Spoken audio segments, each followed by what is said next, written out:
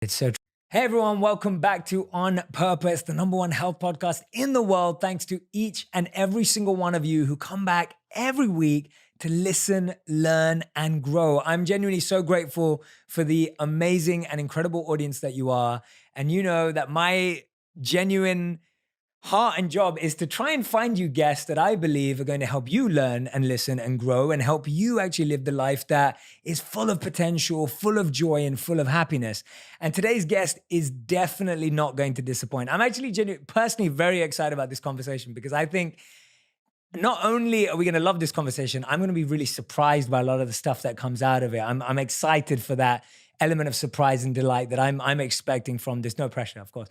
But as you know, today's guest is an incredible husband, father, CEO, entrepreneur, and his new book, which is launching this year in March, is called Get Out of Your Own Way, A Skeptic's Guide to Growth and Fulfillment. We have none other than Dave Hollis. Dave. Jay. Thank you for doing this. No, thank you for having me. I appreciate it. No, and I'm going to add this because for anyone who knows Dave, you already know what he's like. I've been admiring Dave and watching him from afar, probably for I think 1.5 years.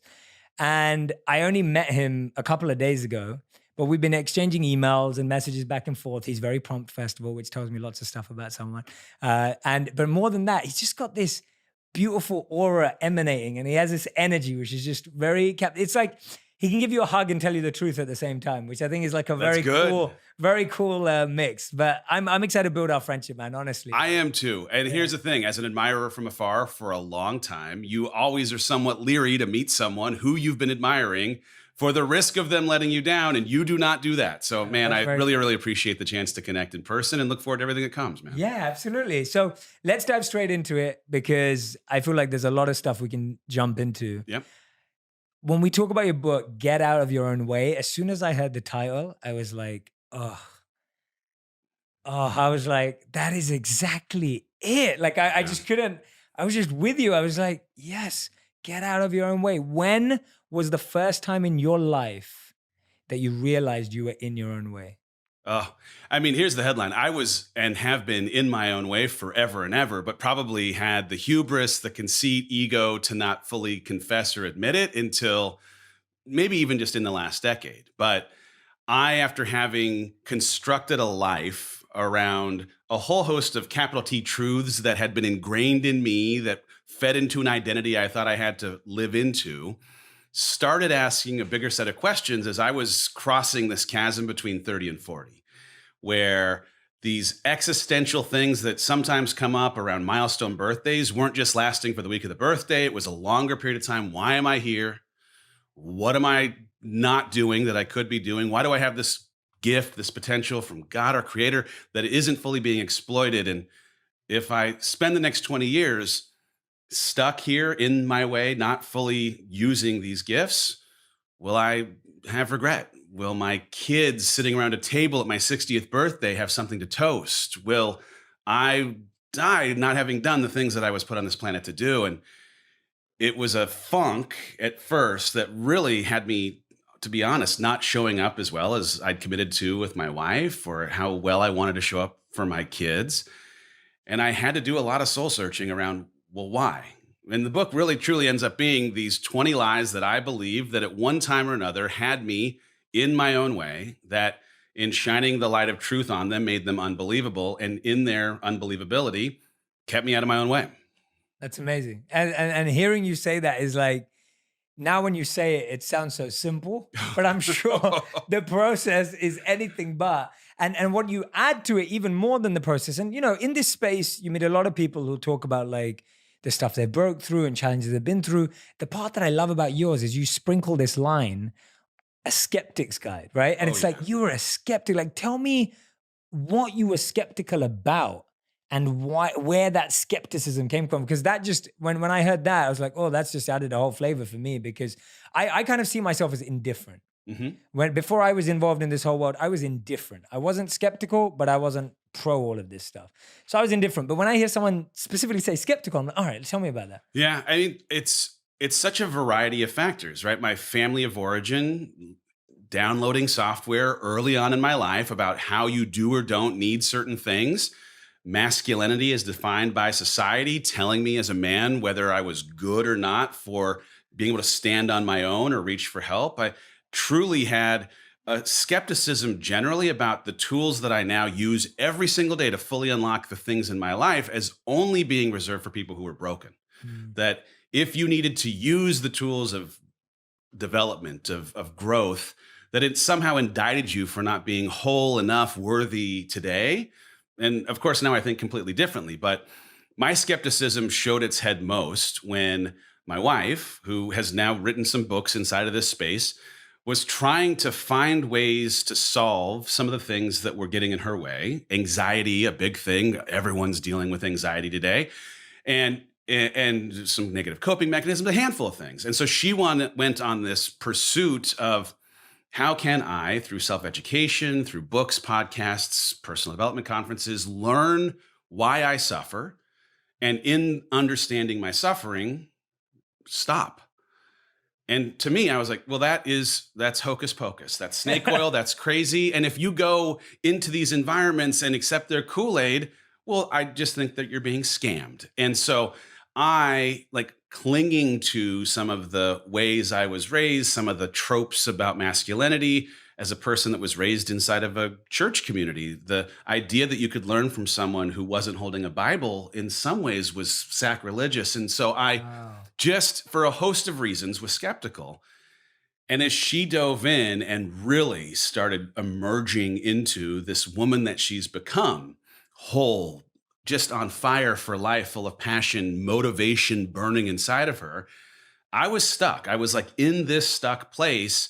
And there was a distance growing between us that finally created enough leverage for me to toe dip some of the things that I was skeptical about.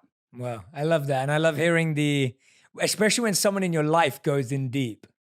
Like that can be really, really tough. It was like that for my mom, actually, because my father got really into spirituality when I was about 10. And he just took a massive deep dive into a spiritual search. He was like going to every religious conference and all of these different backgrounds in personal development and self-growth. And for my mom and me as a 10-year-old kid, it was a massive shock as to how much it changed our lifestyle and the choices we made and the holidays we went on and all that kind of stuff. By the way, So, I was not a fan. Like I may have toe dipped, but yeah. I maybe skipped the part where as she comes back from her first personal development conference and is on fire for her life, I am begrudging her. I am resentful almost. And it feels sad for me to say it. Like I'm not rooting for my wife, my best friend, partner for life to be the best version of herself, but it was really more a reflection of how stuck I was that she was so able to reach for more. And as she got up at 5 in the morning to jumpstart her day, I'd roll over, make a grunt in disapproval of her wanting to live her best life as I was truly descending into a version of my worst. So Yeah. it took us some time. The turning point, to be even like put a finer point on it, was when I'd stayed just stuck for such a long period of time. As she continued to grow, we had to have the hardest conversation of our marriage. Mm. And that was the if I, Rachel, were to continue to reach for growth because of it being one of, if not the most important commodity that I value in life, and you, Dave, decide to stay stuck or really descend into a lesser version of yourself, as that trajectory creates greater distance between us. In 3 months, will we still make out? In 6 months, will we still go on dates? In 3 years, will we still be married? And I knew the answer to each. And the leverage of connecting to the reality that inaction would create disruption for the things I cared and loved about most was powerful. I mean, I am a paint the most terrifying picture and let that get you up and going in the day. Yeah, I love that. And sometimes there is no other way than actually almost fast forwarding and wondering where's this going right now. But do you think that I'm fascinated by this? I don't know what you're going to say, but do you think that skepticism actually made you better at practicing it? Like, do you think that skepticism actually made you be more fast and present and smart when you were in there so that you could apply these tools quicker? Was it useful in any way? It it was useful ish. I mean, Okay. Yeah, truly, right? Like yeah. My first real experience inside of development was a willingness to sit on the couch of a therapist Mhm. and start doing some of the things that my practical mind needed to progress on this journey. And for me, it started with understanding why. Why do I believe the things I believe? Where did these beliefs come from? In your book, you would talk about identity, like what is the source? What did it mean? Does it still apply? I mean, like, man, I feel that because I, in sitting on the couch of a therapist, was for the first time trying to uncover what do these beliefs of mine, where do they come from? What do they mean? And do they have practical application in my life today? Is the source of that truth still credible in 2015 and 2020 as it was in 1984 when it formed how I believed the world ought to work? And so therapy for me softened the soil and changed my absolutely not, I will never sit in that personal development conference to, okay, fine, I'll go. And here's the thing, like my skepticism still had me a begrudging attendee, but the conditions of my yes were informed a little bit by having truly like reached a state that I wasn't proud of, and my knowledge that if I didn't make dramatic change in my life, I was putting at risk my marriage to my wife, the way that I could be a father to my 4 kids. And so I said I'd go all in. And in making that choice against my muscle memory of skepticism, I jumped up and down. I drank all the Kool-Aid. I still had things that felt weird and strange, and it changed my life. Truly had a transformational experience in a stadium, jumping up and down. And the best thing I see now is now you're jumping up and down on stage. 100%. I saw that picture of you. I have, yeah, no. So I've come full circle and am the biggest advocate for every tool that previously I was skeptical of it not being for broken people, but for being, yes, as much for people who are going through a season of brokenness. I don't believe any of us are broken, but we experience broken seasons, as it is for people who are whole, healthy, and interested in a full life. This world is ever changing. We're all going to be buying more stuff online than ever before. If you're an e-commerce seller, are you ready to meet the demands of our new delivery culture? I can assure you, you'll be ready with ShipStation. Why ShipStation? When you're selling online, getting a lot of orders out fast can be tough. You'll run into issues of keeping track of who gets what, which shipping carrier should you use, are you getting the best rates, and many more. So simplifying your shipping and prevent headaches with ShipStation. That's exactly why I use them. That's why you need ShipStation.com. It's the fastest, easiest, and most affordable way to manage and ship your orders. Just a few clicks and you'll be managing your orders, printing out labels, and getting your product to happy customers. ShipStation makes it easy. ShipStation helps online sellers for any size get orders out quickly, save money on shipping costs, and keep customers happy. No matter where you're selling, Amazon, Etsy, or your own website, ShipStation brings all your orders into one simple interface, making them really easy to manage from any device, even your cell phone. My team and I use and trust ShipStation. We want to make sure our orders get out on time, reach their destination, and more importantly, we want the best deals. We get all three with them. No wonder ShipStation is the #1 choice of online sellers. You'll ship more in less time with the best rates available. And right now, On Purpose listeners can try ShipStation free for 60 days when you use the offer code PURPOSE. Make sure your business is ready to meet the demands of delivery culture. Get started at ShipStation.com today. Click on the microphone at the top of the homepage and type in PURPOSE. That's ShipStation.com, then enter the code PURPOSE using the microphone at the top. ShipStation.com, make ship happen. I genuinely never get tired talking about this app. I use it every single day. It helps me understand books and information quicker and simplifies the process. Blinkist has made it so easy for me to read so much more and helps me stay on schedule.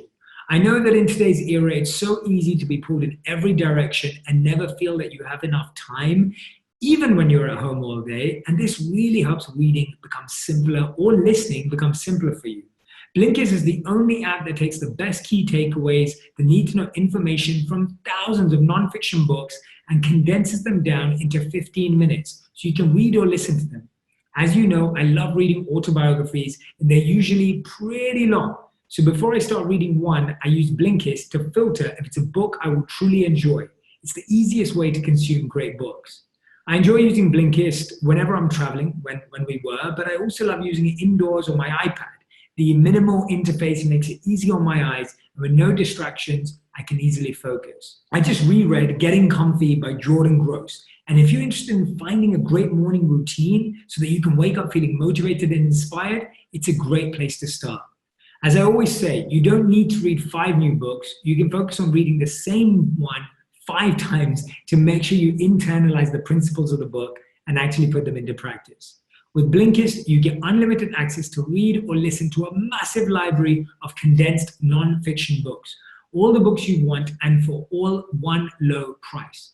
Right now, for a limited time, Blinkist has a special offer just for our audience. Go to Blinkist.com/J and try it free for 7 days and save 25% off your new subscription.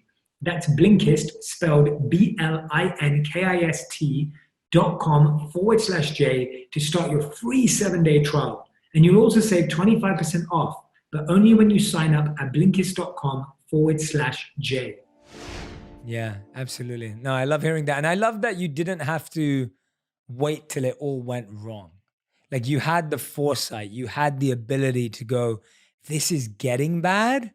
This could go there. Let's rein it in, right? Because I think for a lot of us, we wait till everything kind of goes totally bad. And sometimes it's harder to recover from that. Well, yeah.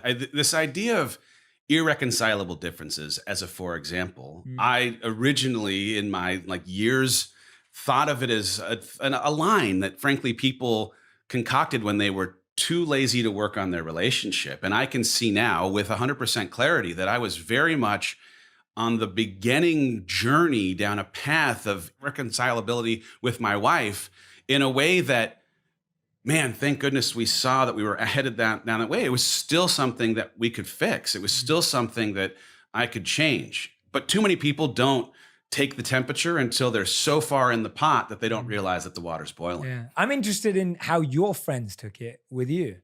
Like how did they respond to your change? Because you go from being this skeptic, you go from being this person who's like not sure what my wife's doing. And then, maybe a year later or however long the period was, you're now in to that same world. How have your friends or family or whoever was involved in your life who knew you as the old Dave reacted to your change?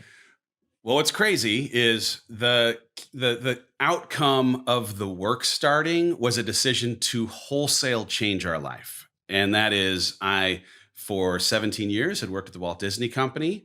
When I'm having this crisis moment, I am outside world having a very successful career. I am the head of sales at the Walt Disney Company's movie studio, the president of distribution, had been for 7 years, putting the Marvel, Lucas, Pixar, Disney animation films into movie theaters. It's a great job, but I'm feeling this sense of unfulfillment in part because of how strong the team is, how strong the leaders are, how strong the films are, not having to work as hard to have success.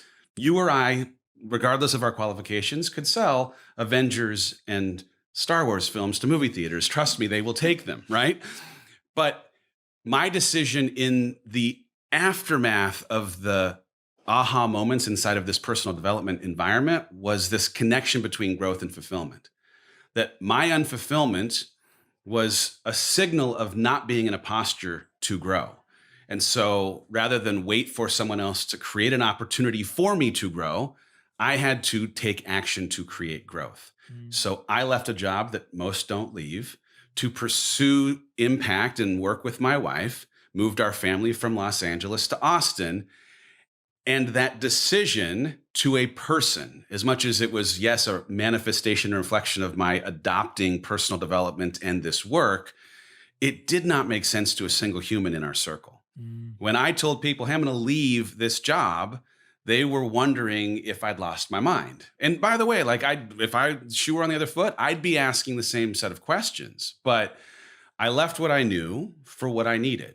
I left security and a harbor that, kept my boat safe and did not rock it with any waves for the perilous water that sits outside of the harbor, because that's where I could grow and in that growth feel fulfilled. How did you get to the point of feeling comfortable or open to that uncertainty? Because you're going from a very certain role. I'm sure you had another promotion coming up or another journey. How did you open yourself up to the fact that there was some new uncertainty, new skills you'd have to learn, wouldn't be selling Avengers anymore? Like, that sounds like an uncertain step It was to uncertain. some degree. Now, here's the thing. It was uncertain. My wife has had a couple of big books in the last of hers, Amazing, by the right? way. Incredible, by the way. Thank you. Yeah.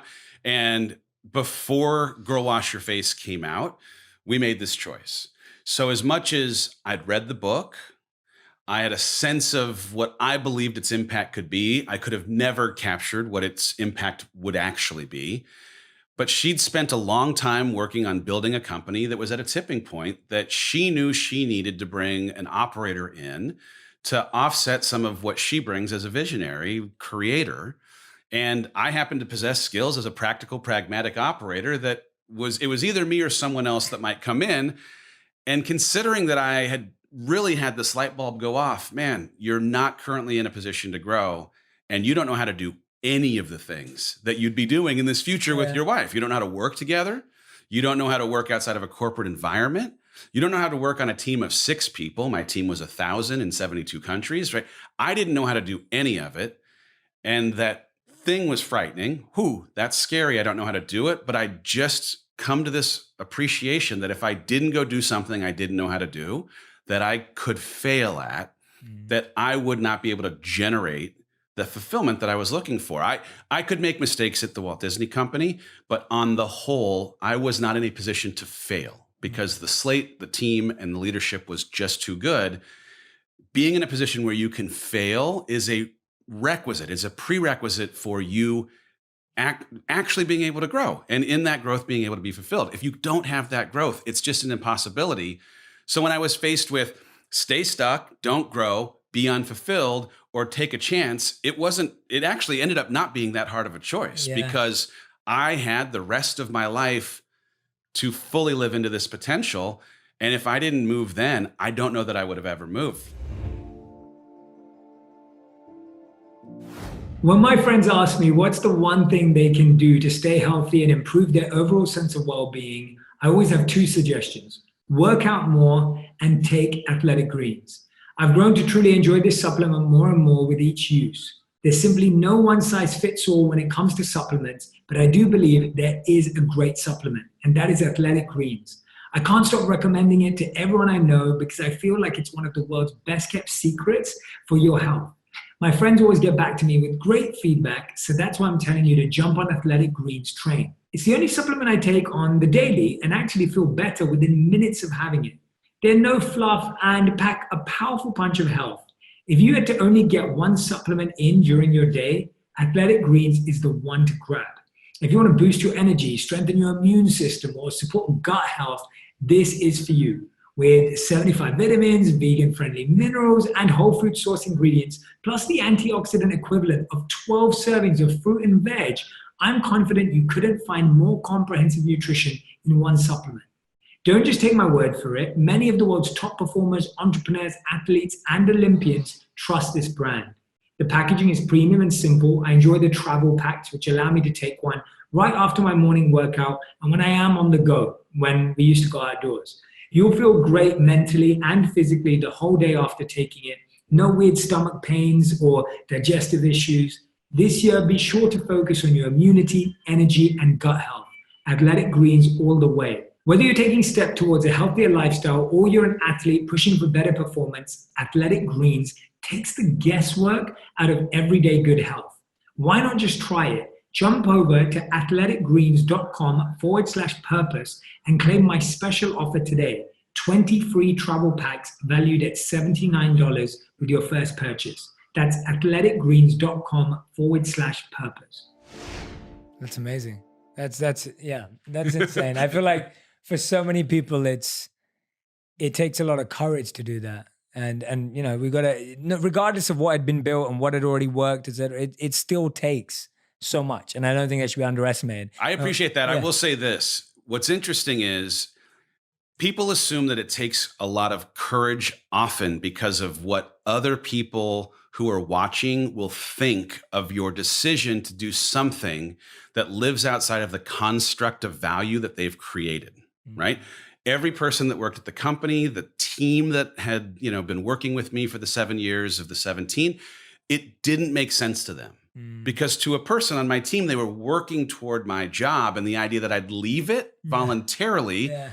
didn't make sense, right? So the courage, the bravery in part is because of the weight that we often afford to what other people are thinking about our departing from their set of values or the construct that they've built.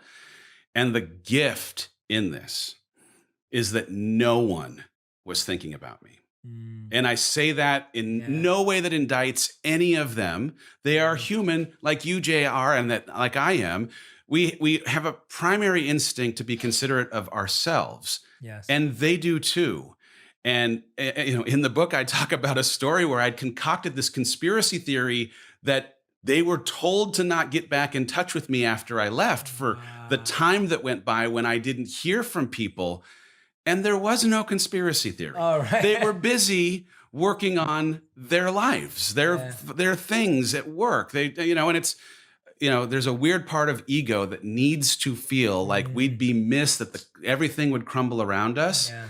And the gift in knowing that it won't, as much as it may be hard to stomach, is freeing. Yeah. I can go do anything now. Yes. And failure as a thing that maybe I wouldn't have run toward because of the worry of what they were thinking, keeping me from charging toward it, is now eliminated as a barrier because they're not even watching. Totally. Absolutely. You're spot on. Who was it? I don't want to get this wrong, but I think it was Roosevelt. He said it best. It was like, if you're caring, you'd stop caring about how often you think people think about you because of how seldom they actually do. If you knew how little they do. Yeah, if they knew how little they right? do. And it's like, people are not thinking about us as much as we think they are. It's so when real. we walk into a party, we're just like, it's like all eyes on me. We think that, right? We think that all cameras on me, all eyes on me, but actually it's not that. It's not. It's not. Most people are looking at themselves the whole time. It doesn't, and again, it doesn't take anything away from the people that you love or crave love from. Yeah. It doesn't.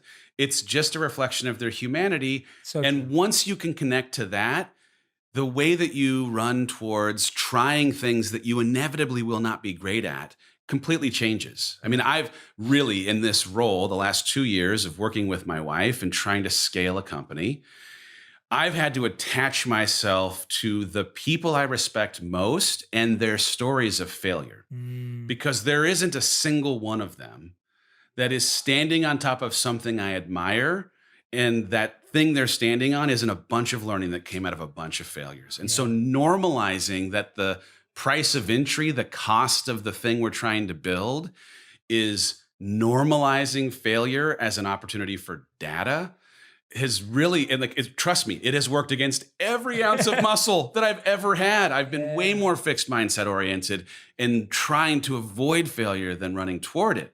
Yeah. But I'm now working not in a corporate environment, but more of a startup environment where the only way we'll grow is trying things that won't work when we first try them, so we can become better in learning. Yeah, totally opposite to what you were doing before. Completely opposite. Yeah. Let's dive into some of these lies. Yeah, let's do it. Because I love the way this book is structured. So Dave was walking me through this, and you can see it obviously when you look at the book. So Dave's listed out all the lies, or not all of them probably, but 20 lies. Yeah, 20 lies that he at one point believed to be true, and then breaks them down in each chapter, which I love that. I'm a big sucker for format. So I love that format.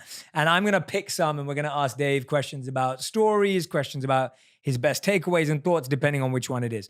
So the first one I want to focus on is this one. So it's chapter 3. Yep.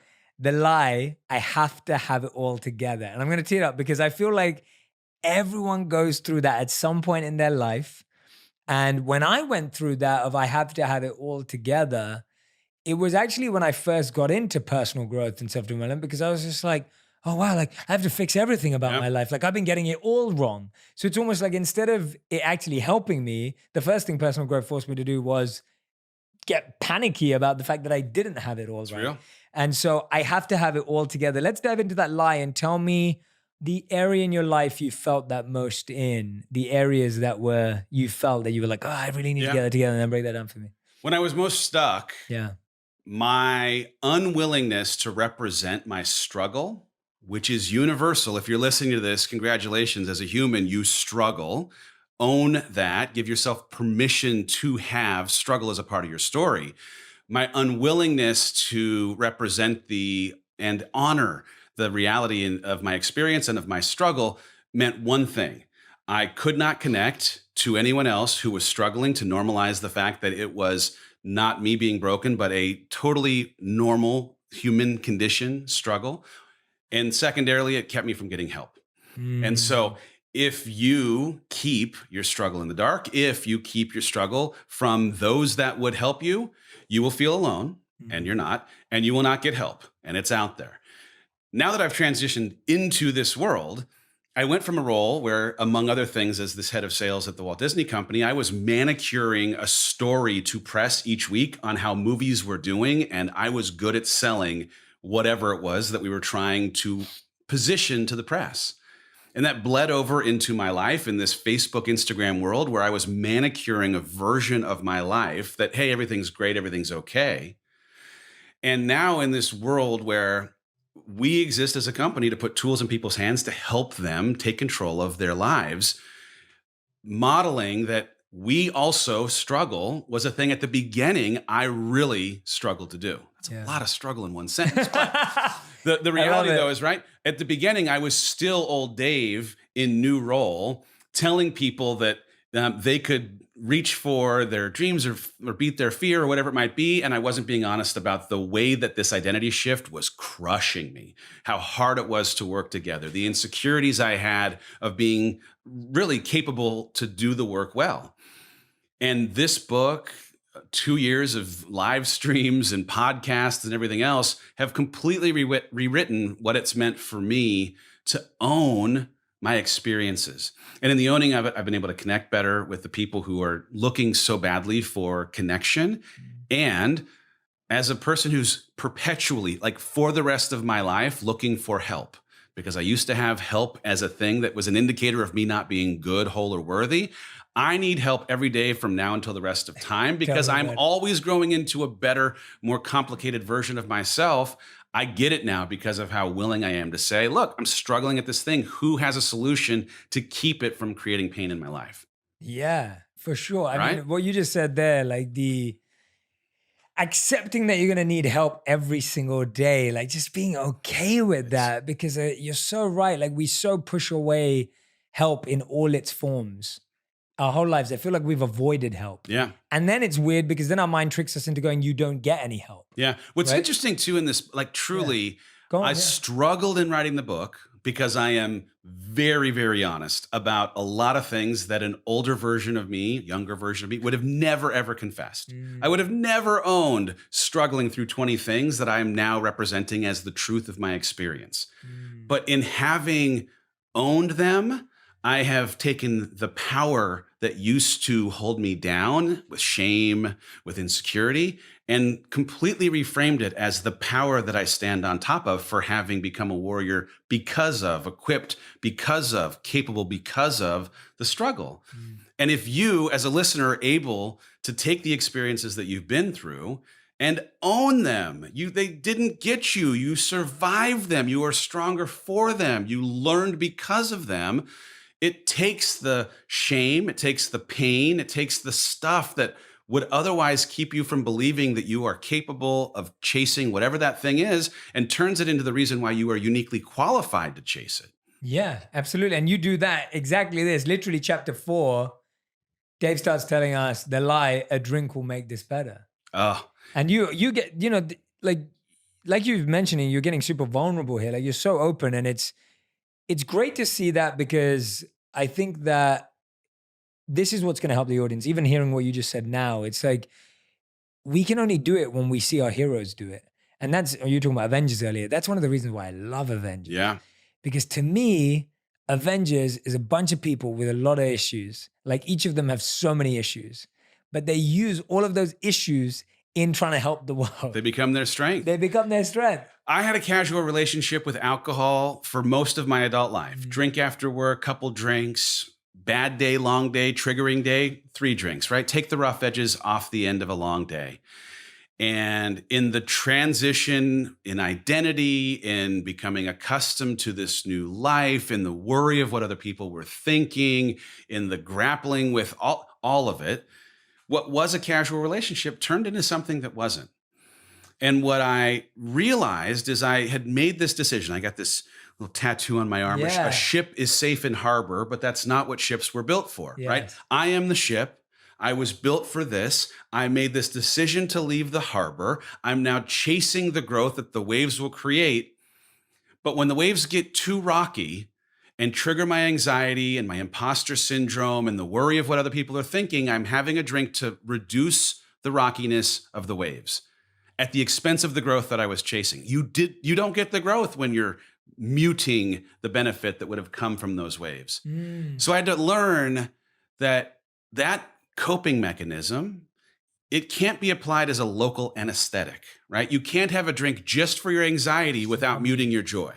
You can't have a drink to mute your fear without muting your opportunity to grow. Wow.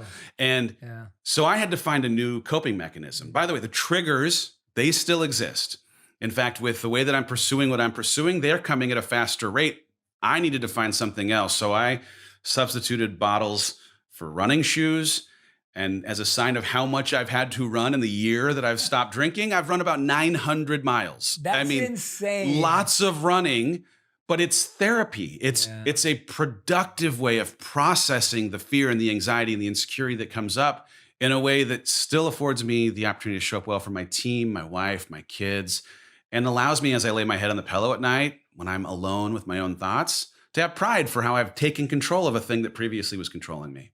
I've never heard it put that way. I love that. I've never heard it put that way, that when you're taking the edge off the anxiety, that's actually taking the edge off the joy. It is. Like, that's phenomenal. That's such a great way of looking at it, because you're so right. There's no, you can't be selective about what it takes off. No.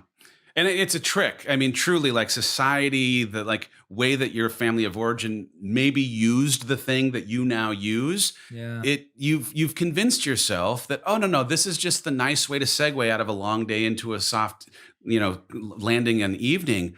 But you can't actually appreciate the breaking down of the muscle if you're muting the fruit that would have otherwise come from it. You have to sit in it. Brendan says you have to honor the struggle. And I've really, truly come to appreciate that that's a part of my journey as much as anything. Yeah. Who's listening to these lies, listening or watching right now going, wow, I've told myself some of these lies. I know I have. Like, these are just, whatever your thing is, you may not have been drinks for you. It could have been something totally different. But the point is, you have told yourself at some point that something bad for you is good at taking the edge off. For me, I mean, my worst enemy a long time was sugar. Right? It was just tons of sugar. I grew up eating 4 chocolate products a day, like literally a chocolate biscuit, a chocolate bar, a chocolate yogurt, and a chocolate ice cream. And so I was addicted to chocolate. And people don't even realize how bad sugar can be. So sometimes you're thinking, oh, it's just sugar. But it's like, no, sugar can be terrible. And the other thing I had growing up was experimenting with drugs. Yeah. And I was experimenting with a ton of drugs. And I just did not realize it until I saw someone go through a really bad experience with drugs. It didn't hit me in the face as to how bad it was. Yeah. And I always think that if we're not exposed to stories and people who have shed that pain, and sometimes you see someone who's still going through it, you just can't stop it. So I'm really happy you're talking about it. Thank you. Now, because I think it was hard to write. I'll be honest. Yeah. And it's hard to write, and one of the proudest chapters. Why was it hard to write, really? Like, why was it genuinely hard for you? It was hard because admitting that something got away from me is something that I'm, I don't have shame for it still, but I had shame for it at the time. Yeah. It was hard to have to look myself in the mirror, sit across from my wife and have a hard conversation about having let something that I'd convinced myself I was completely and totally in control of become something that was subconsciously or unconsciously a crutch to get through hard things. And I, like any human, you don't want to have to admit that you're having to do something that isn't great for you to get through a hard thing. I'd like to have thought I was stronger for it.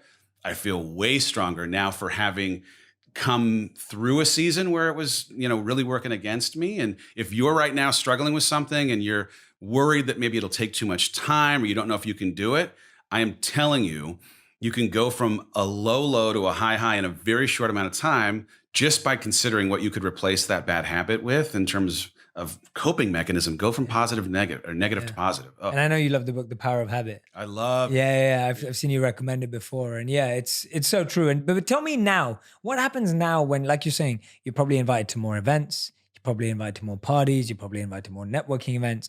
When all those triggers, what are you doing when it's like when now you're coming home late, you're probably working harder than you've ever worked before, you're pushing yourself more, you're giving yourself more. What's happening when you're getting home later, whatever it may be, when it's like all those triggers, like what are you doing at that moment right now? Well, I mean, I've gone through this interesting process of it's a math equation in my Yeah, mind. go for it. If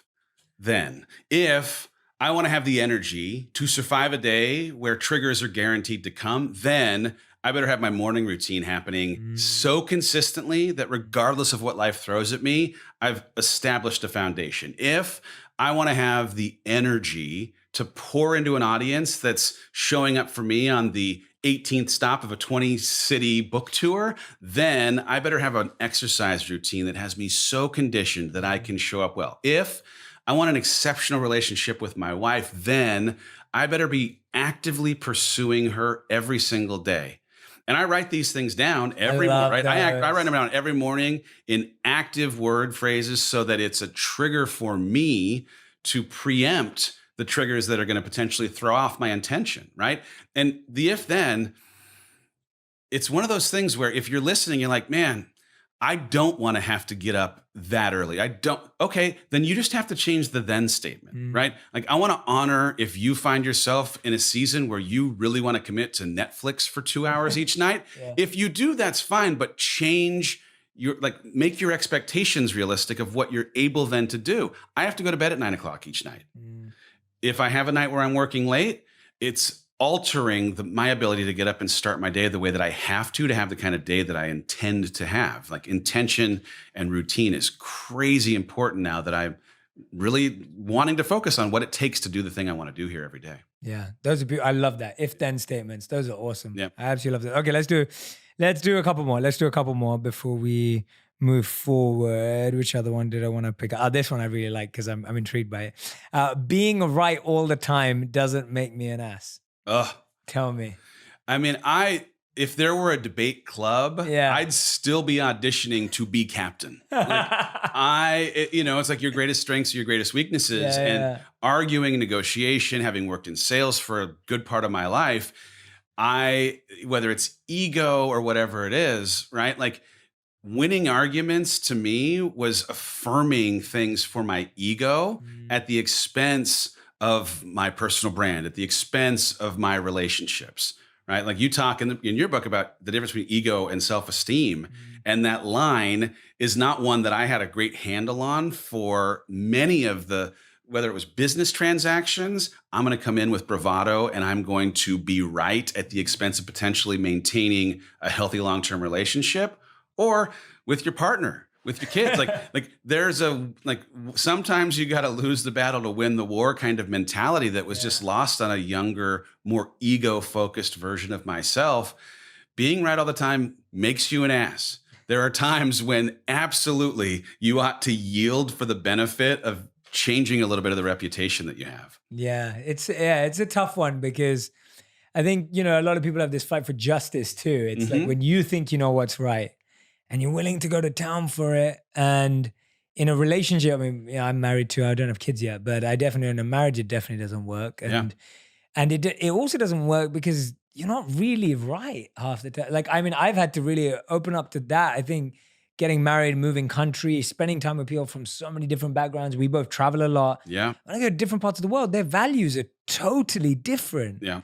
And you realize your version of right is just what you had when you grew up. Like, 100%. I mean, here's the thing. There are hills to die on, right? There are things that I do believe you should fight to the death. Totally. It doesn't matter. And I have those things, but those are the exceptions to the rule. And so often there are those of us that think that all things have equal weight. We fight on that hill regardless of what the topic is. And to me, the sign of maturity is having some objectivity for the sliding scale of which things really matter and which things you can bite your tongue and wait until some other time to see if there's another way to shape someone's opinion. Yeah, for me, lose the battle, win the war, or lose the battles, win the war has been like, I have lost so many battles in my life, Yeah. whether it's been business, relationships, work, career. Like, I have lost so many battles and I will gladly lose them. And you get to a point where you start smiling when you're losing battles because you know it's helping you win the war. You can see that you're saving all that energy, all your reserves, all your grit, all your Yeah. resilience. Oh, yeah. You're holding on to so much more, whereas each one of those wars could just destroy you. My wife and I worked together for the first time in our life in this last 2 years. And it has been the best 2 years of our marriage. It's been the hardest 2 years of our marriage. And the nuance of learning this and applying it to our business relationship so that our personal relationship would still afford makeout has been one of the things that, like I've written this somewhat in real time as the events of these last 2 years have been unfolding. And this conversation is as much about Dave and Rachel working together and still wanting to have this exceptional relationship outside of work as anything else.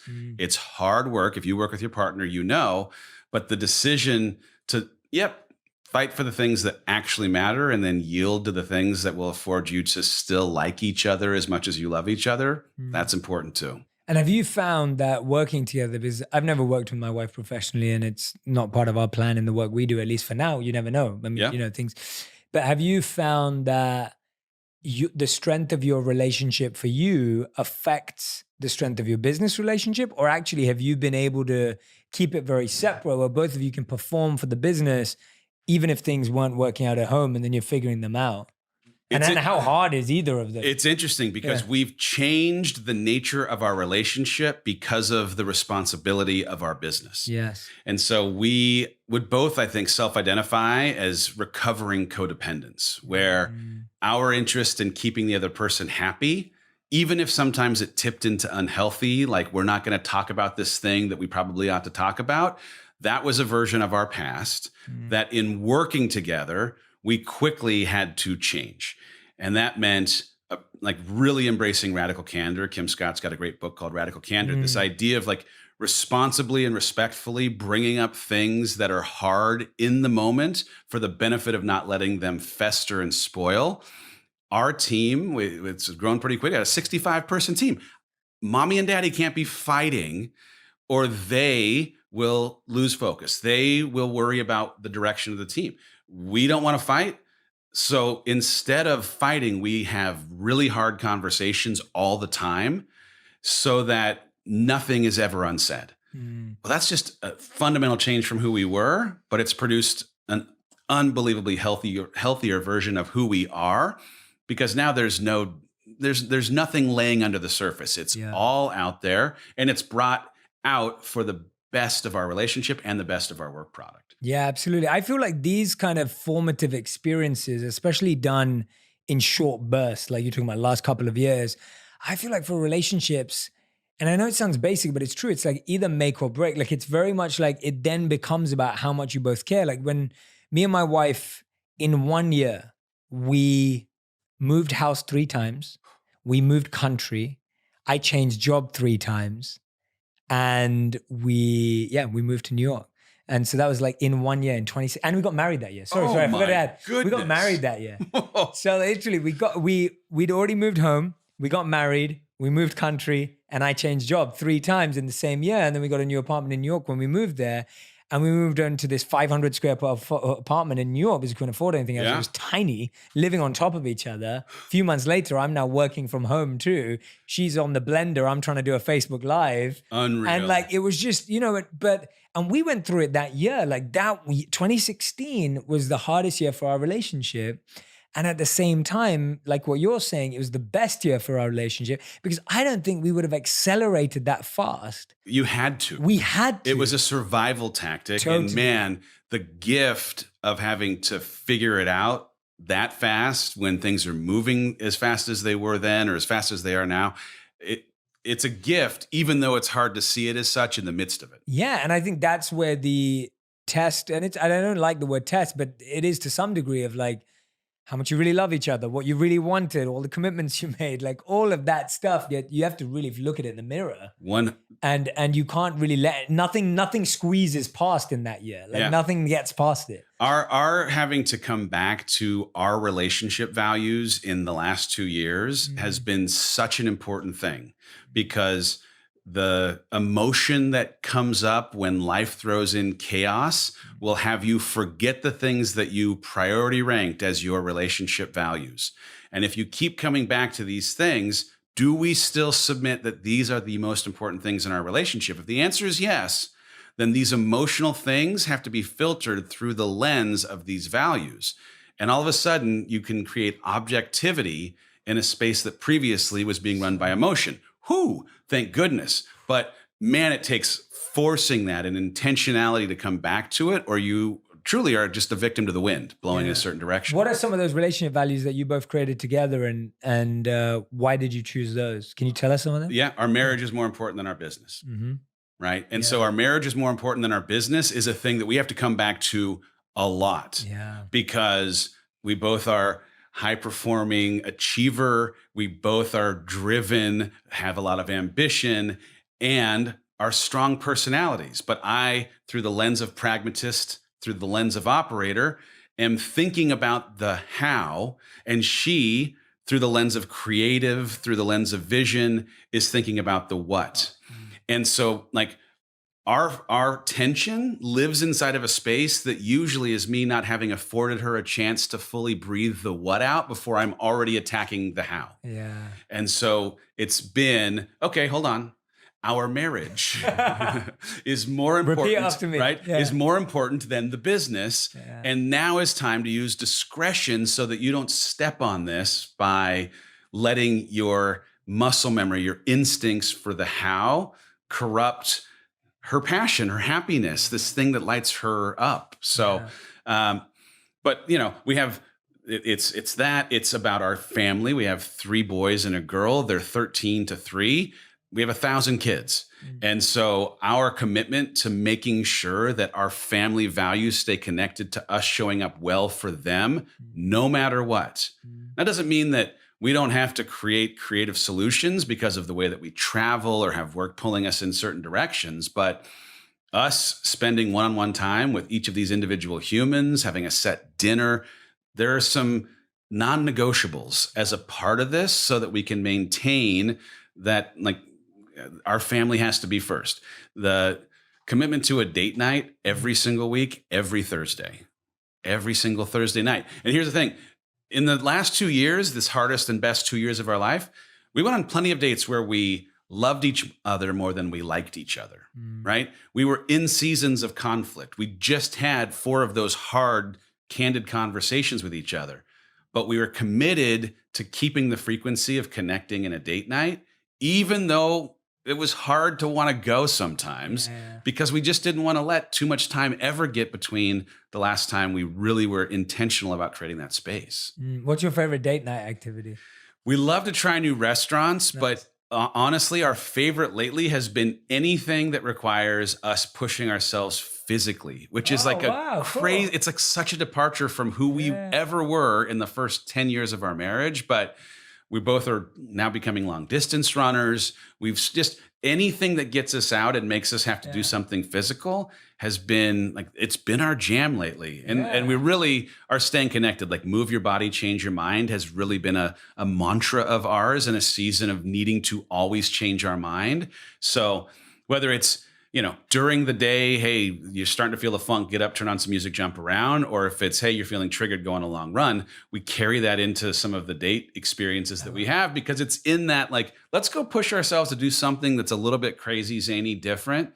We're finding a way to connect through those experiences in ways that just sitting in a movie or just sitting at a dinner wouldn't necessarily provoke us, you know, having that same kind of experience. Yeah, I love that. And especially when you conquer challenges together. Oh, yeah. There is so much bonding in that. It's like a team sport. We had the craziest experience of the year. Truly, at the end of the year, we look back, what was the most formative experience of the year?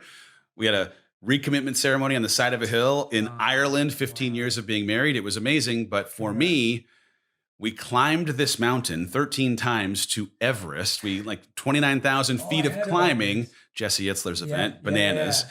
But having persevered through something that was so beyond what either of us thought we were capable of physically was one of the most bonding, galvanizing experiences of our marriage and truly rewired what I believe I'm capable of physically because of having persevered, pushed through like just limits that I never thought were possible. Love it. That's amazing. I'm going to take one more. Okay, so I'm looking down this right now and I want to take 7 more. So I'm going to pick one more, chapter number 17. The lie is things that are possible for other people are not possible for me. Mm. That one is so real. I mean, it's so real. It's so real. The story I tell at the beginning of this chapter is a story that had been told to me for 36 years of my life about my inability to be a runner. I'm 6'4", right? I'm a taller person. And I'd been told a story about how running was not a thing that tall people could do because of their back, their hips, their knees, a whole host of things. And these stories were coming through the lens of someone else's fear, right? So someone else's fear was coloring my truth. And I accepted their fear-based story as my truth for 36 years. And then I was challenged by a colleague at work to run a 5K, 3 miles. I've never run, but I'm competitive. He was a little older. I wanted to show him what a whippersnapper like me could do. So I said, yep, you know what, I'm gonna run. And I ran 3 miles. I didn't die. And for the first time in my life at 36, I was challenging the truth of somebody else's fear and rewriting it as my now new story that, hey, guess what? I can run. And later that year, my wife and I trained for a half marathon. And later that year, we did a nut. And I have now just become a runner. I am a tall runner. I am running my first full marathon in 10 days. That's amazing. I am here for it. But the moral of the story truly is like, you have been fed stories about what you are capable of by people who may have represented your best interest, but had no concept for your capacity. Oh, wow. And you have to question the source of the stories that you believe and if they still are credible, if there is still a reason to believe the veracity of what they have represented as their capital T absolute truths. There are plenty of things that in uncovering that single lie, that limiting belief, that I got to go now chase and see if there weren't other things that I could do. And like, there are a bunch of stereotypes around masculinity that I have blown up. I can talk about emotion and my vulnerability around any of the struggle that I've had in a way that most of my life, my wiring, my dad, who's amazing, and the like story of masculinity that came from my childhood, it just doesn't apply to me. I'm free from it. And if other people don't understand it or they want to be critical of it, they are welcome to, and it doesn't matter to me. I don't care. The way that I think about my capacity to challenge my fears or stand on stages or do the weird stuff that we do and being really vulnerable with screens on podcasts is something that has truly become something that I've just changed and reframed over the course of time. Someone is listening to this who is believing a story that is full of lie, that is an untruth told through the lens of someone else's fear at the expense of honoring your truth. And you will only ever be able to experience this truth if you decide to test the waters, defy the worry of someone else, and find out what your true story, your true experience can be. That line that you just said is so powerful. People can, have all the best interest for you, but they have no idea of your capacity. No.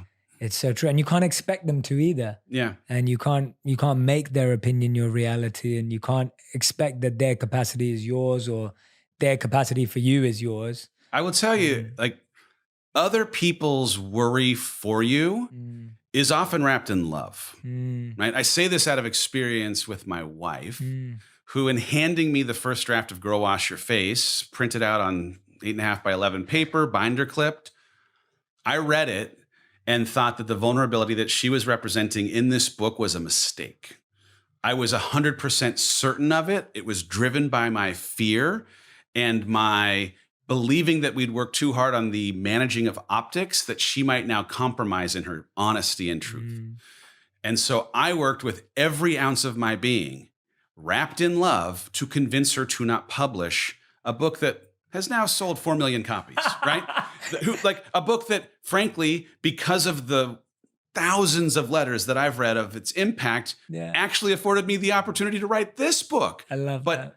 I, best friend, partner, the person who loves her the most, who she loves and craves love from the most, was worried about her expressing her truth. And if I'd been successful in stunting, changing, stopping the publishing of that book, we wouldn't have the opportunity we have with this company. We wouldn't have moved. I may very well have still been stuck in this rut. So honor that the intentions of the people in your life that may be attempting to hold you back are being wrapped in good or in love, but do not hold them as holy. Do not hold them as a 100% truth, because they may very well just be a manifestation of their fear. And you will get to the end of your life as the one who gets to carry the regret, not the person who is afraid of you pursuing the full unlocking of the passion and potential of your life. Thank you for sharing that. That, what you just shared, that's hard to live with. That's, hard to live with if you haven't processes like you have. Like, thank you for sharing that, because 4 million copies. Ooh. Right. It's like, can you imagine the amount of lives that have been changed, impacted, the letters? Like, right. Just imagine all of that would have been lost if she had. And what did she do? Did she believe you? Did she trust you? Where did she land in that process of processing you, the person who loves her the most and she wants love from the most? How did she react to that initial fear that you shared? The great news is she had the blessing of having developed a skin for criticism earlier in her publishing career. Right. The first book she wrote, she submitted to 22 publishing houses. There were 7 that represented interest, and each of them said if she were to add sex to the book, because it was a sweet, romantic fiction book, without any of the things that at the time 50 Shades of Grey is happening in the background that 50 Shades of Grey had. And when she decided not to a person, they said, this book will not work. It will not sell. You should not publish it. And she had to, in that moment, ask herself, do I listen to the authority of the experts in this field, or do I publish this book myself? After she got done being upset, she picked herself up, looked up online. How do you publish a book yourself? Published it. It started worked so well that a publisher reached out and asked not only if they could acquire the rights, but turn it into a series. She wrote 3 books, led to a couple of cookbooks, led to the fiction, now transitioning into nonfiction, and she wrote Go Wash Your Face. If she'd listened to voices of authority at the first book, that book would still be, as she would tell you, sitting on a screen of her computer. Yeah. So she, bless her, had from the word go this belief in self that was stronger than the voice of authority. And so as another voice of authority, her husband, best friend, the one who's looking out for her, walked into this journey to becoming the writer and author that she is. She had at least a track record and muscle memory herself of having pushed past the expert opinion of authorities in the space because of her staying grounded and connected to her truth and not their worry. Thank you, man. Thank you for sharing that too. Yeah, so powerful. So powerful. Everything you're sharing, and I feel like we need you to get you back for a part 2 to talk business, CEO, entrepreneurship. But today we wanted to pay homage to your new book, which I can't wait for everyone to go and get Out of Your Own Way, A Skeptic's Guide to Growth and Fulfillment. Dave Hollis, make sure you go out and grab a copy of this book. I can honestly say, just from my conversations with Dave and from even just browsing through some of these chapters, the way it's written it's perfectly designed to help you through whatever you're trying to break through. Like, I can see that. It's perfectly designed to help you. Like, it's not, there's no ego in this book. It's not about him. It's about lies. And we can all identify with one of those lies, at least, probably all of them. And you may need to substitute a couple of words. But the point is, these are all the lies we've all been telling ourselves for our whole lives. So here's the book that's going to help you unlie to yourself. And it's all in here. So please go out and get a copy of the book. You can pre-order it right now, and it's out in March. What's the exact date? March 10. March 10th is the exact date. So if you're listening to this at the right time, then it's already out. Or go and pre-order it. If you're listening to it a bit before, we'll figure it out before we send this out. And please go check out Dave on Instagram. That's where I kind of watch him and admire him and all the incredible work that he does. But I really feel we need to bring you back. I want a business session. I'm in. I want an entrepreneurship session. I want a coaching session to dive into your incredible mind. And I want to bring in Rachel as well and do a couple session as well. So we need to plan for that. But we end every interview with a final five.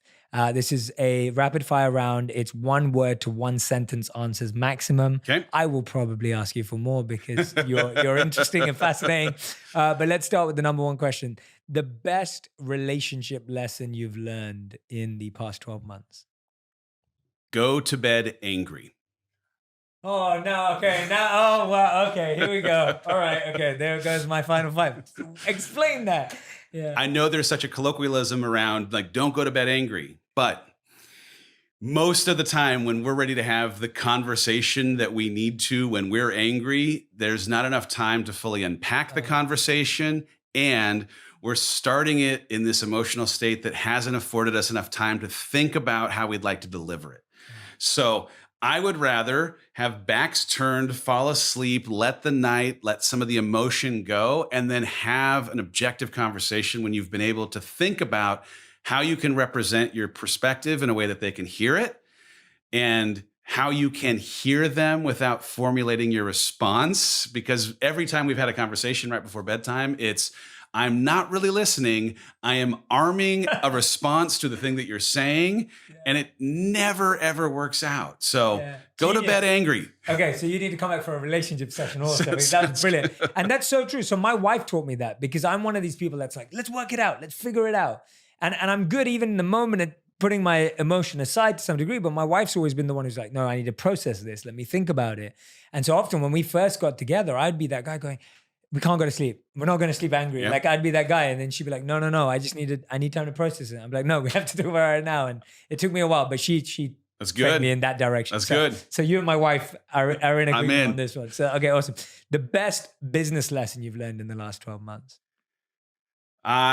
We've had this opportunity, unbelievably, to learn from John Maxwell. He's become a mentor of Rachel's, and he gave us this word: a leader never has 2 good days in a row. Wow. Okay, I've never heard that before. You want to Yeah, more than one sentence? I'm ruining it. You're great at this, by the way. Here's the headline. Go for it. Yeah. If you're pursuing something of consequence, if you're pursuing something that matters, that's going to have impact, it comes with the guarantee that things will inevitably go wrong, because nothing of impact is simple. And if you are someone who's adverse to the idea of having bad days, then you're not creating something that matters. And coming out of my corporate environment, trust me, I really struggled with this idea that things could go wrong at the frequency that they feel like they are, until I realized that the company that we're trying to be 5 years from now will not come into existence if we don't have as many bad days as we do good, because the bad days are the one that help us grow. Totally. Yeah. I love that. Great answer, by the way. Thank you. Okay. Third, what is the best lesson you've learned for yourself in the last 12 months? Like the lesson you've learned about yourself. So I thought that the hardest decision, or the hard decision that I made, was leaving the harbor, leaving certainty for the opportunity to grow, that leaving Disney for this entrepreneurial journey, doing this work together, was the hard choice. And what I've come to appreciate is that leaving the harbor is a hard choice, but staying on the boat in the waves is harder. And so true. And so I want to encourage anyone who feels like they need to make life change, who it's now time for you to leave this harbor of certainty and security for the opportunity to grow. Yep. Be prepared for that being triggering and tough, but also the point is that leaving the harbor is hard. And so it was a thing that took some time for me to appreciate, that me becoming the captain truly of this ship, where the waves, though they be rocky, I can stand sturdy on top of it for having acquired sea legs that really allow me now to command this ship at sea. That's been the work of this last year. And I didn't think it was going to be as hard as it was, but it's supposed to be hard. If it isn't hard, it isn't actually producing the growth. Great. Okay. Question number 4. I know you believe in servant leadership inside the company that you've built and built so wonderfully. Tell me the top 3 qualities you try and embody to embody servant leadership. Well, we start with a commitment of giving back to the community that we're serving, or supporting at a very least the causes that matter to them most. So we set up a foundation. 10% of our company proceeds are immediately put back against causes that are either important to us and aligned with our company's core values, or have been represented by the community as things that they care about. So when we go into a city for a live event, we find a cause for women that is in that city so that we can show up well for them. We were just recently in Florida and found a local women's shelter that we were able to show up, spend some time, and then surprise them from the stage with a donation of, like, this audience. They were able to help support you by having come here today. So one is just by putting our money where our mouth is. We say servant leadership is important, but we want to be able to also support things. Showing up well for our team and trying our best to meet them where they need to be met. We are really interested in understanding the individual wiring of our employees. So they've each taken Enneagram tests. We've had them take love language tests, so that when it comes to, are you a words of affirmation person? Yeah. Are you a 3 or are you a 9? Right. And it's a little bit, right? Like, for anyone who's not familiar with these personality diagnostics, it might seem a little crazy. And my former self would have called it voodoo, but truly the wiring of each of these humans individually is different. And understanding how they're individually wired allows us to serve them as the people who are serving our audience really, really well. So we try to stay connected to their humanity and show up well. And then just the work that we're doing, truly, I left something that society put a lot of value on, working inside of Hollywood and entertainment and doing work that was about carpets and titles, for this opportunity to place tools into people's hands. And the way that, in seeing the comments or getting the letters, we have this opportunity once a week in our HOCO Convo, where the whole team comes together. Our customer service leader reads a couple of letters from the community who have represented the impact of the tools. And it makes the work, even on the days when it's hard, maybe especially on the days when it's hard, feel so worth it, because you're connecting to someone's story of triumph through hard times, in part because of the way that you've come alongside them or encouraged them, or whatever it might be. I love it. And 5th and final question, as you can see, this has been the worst rapid fire. This is not a one-word thing at all. Because of me. Because of me. Because because of you. It is so because of me. This is terrible. It's so interesting that okay. 5th and final question, which is going to be a 1-sentence answer, as I want it to be. The one reason people should read this book. And I know there's 20. Wow. One reason. Because you owe it to yourself to stay out of your own way. That's nice. Amazing. Yeah. Perfect. Thank you, Dave. Jay, I really appreciate it, brother. Dave, this was amazing. Thank you, Anyone man. who's been listening and watching, make sure you go out and grab the book. Get Out of Your Own Way, A Skeptic's Guide to Growth and Fulfillment. Dave Hollis, make sure you go grab a copy of this book. And Dave will definitely be back with more business and relationship lessons. I'm going to make sure of it, because we could talk about that for another hour too. So we will make sure of that. Thank you so much for listening and watching today. Make sure you share this. Make sure you tag me and Dave in any of the wisdom, the nuggets, any of the insights that Dave shared today that really stood out to you. There were a ton that stood out to me. You know, when he talked about people not understanding our capacity, huge. Like, how many times do we let people decide our capacity? When he talked about being vulnerable with ourselves and breaking through, when he was talking about drinking alcohol and having to find a habit to replace that, huge because we've all got vices that are slowing us down. And just now, what he was telling us about relationships and having rules about relationships, as you can see, that's a symphony that runs through everything Dave's talking about, rules in relationships. There's been huge ones for me. Make sure you tell me yours. Tag us both in to the Instagram post or Twitter, whatever you're on. And we'd love to interact with all of you. Thank you so much for listening. Dave, you're awesome. Thank you, man. No, thank you, bro. No, thank you, bro. No, thank you, bro. No, thank you, bro. No, thank you, bro.